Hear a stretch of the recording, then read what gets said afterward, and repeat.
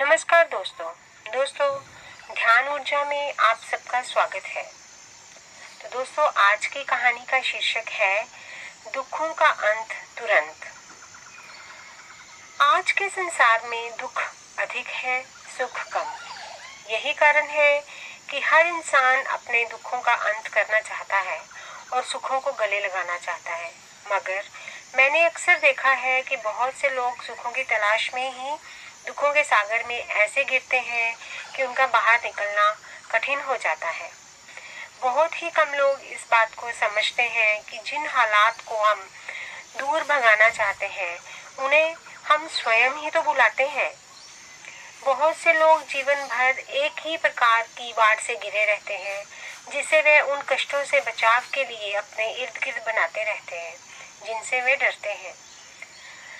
माँ बाप अपने बच्चों को बचपन से ही ये कहकर डराते हैं कि सर्दी में बाहर मत निकलो, जुकाम हो जाएगा, खांसी हो जाएगी, बुखार हो जाएगा, ठंडे पानी से नहाओगे तो निमोनिया हो जाएगा, गर्मी में निकलोगे तो लू लग जाएगी, पंखे के नीचे बैठो, कूलर की हवा खाओ, एयर कंडीशन में बिना तो लोगों की सांस लेना ही कठिन हो रहा है।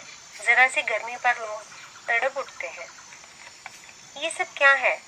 कैसे कैसे नाटक करते हैं हम लोग, कैसे वहम का शिकार होते हैं। लुकमान हकीम ने ठीक ही कहा था कि मेरे पास संसार के हर रोग का इलाज है, लेकिन वहम जैसे रोग का इलाज मेरे पास नहीं है। इसका स्पष्ट अर्थ यही है कि इस रोग का तो कोई इलाज ही नहीं, क्योंकि वास्तव में ये रोग हमारा अपना ही पैदा किया हुआ है। हम ही इसे जन्म देते हैं।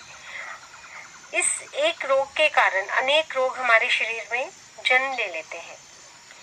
इस बात को भी भुलाया नहीं जा सकता कि जीवन में थकावट का कारण यही दुख और कष्ट है। आशंका, कष्ट आने से पहले ही उसकी आशंका बार बार हमारे मन में आकर सबसे अधिक कष्ट देती है। काम हमारे सामने आता नहीं कि उसका विचार हमारे मन में आकर हमें थका देता है। बिलों के भुगतान का समय न जाने अभी कितनी दूर है, मगर लोग उसे याद करके पहले से ही चिंता करने लगते हैं। यही चिंता उन्हें रोगी बना देती है। यदि इस प्रकार की चिंताओं को छोड़ दें तो हमें कोई रोग लग ही नहीं सकता।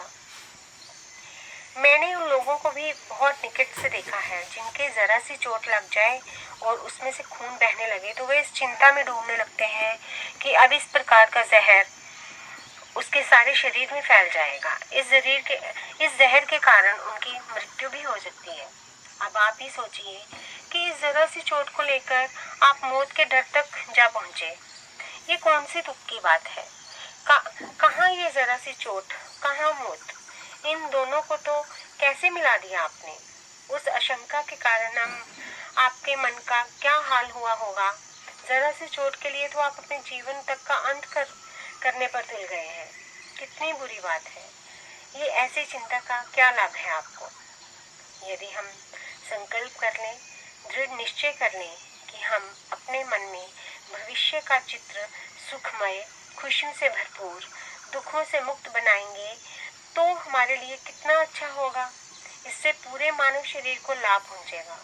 खुशियाँ आपके द्वार पर खड़ी होंगी, चिंता मुक्त रहेंगे, आपका पूरा परिवार सुखी हो जाएगा। दोस्तों, यदि अपनी कल्पना को इतना छोटा सा मोड़ देकर हम अपने लिए सुख शांति प्राप्त कर सकते हैं, बीमारियों से बच सकते हैं, तो इससे सस्ता सौदा और कौन सा होगा। जो काम लाखों रुपयों की दवाइयाँ नहीं कर सकती, वे मुफ्त में ही हो जाएंगी। फिर क्यों नहीं हम अपने भविष्य के सुंदर, सफल एवं आनंदमय होने की आशा करें। उसके लिए ही प्रयास करने का दृढ़ निश्चय कर लें। भविष्य के लिए खुशी से भरी वस्तुओं एवं घटनाओं के बारे में ही सोचें। ये भी बात मन में बिठा लें कि आपका कारोबार खूब लाभदायक सिद्ध होगा। असफलता की बात मन से निकाल लें।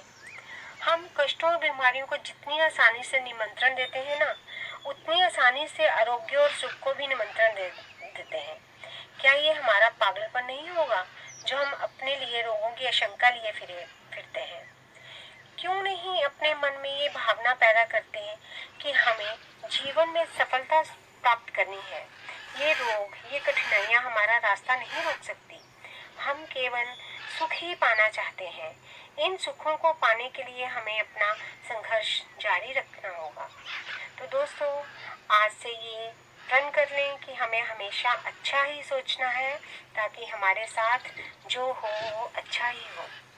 तो दोस्तों, ये थी मेरी आज की कहानी। आपको मेरी आज की कहानी कैसी लगी मुझे कमेंट बॉक्स में लिखकर ज़रूर बताएं, और मेरे इस चैनल को लाइक, शेयर और सब्सक्राइब भी ज़रूर करें। धन्यवाद।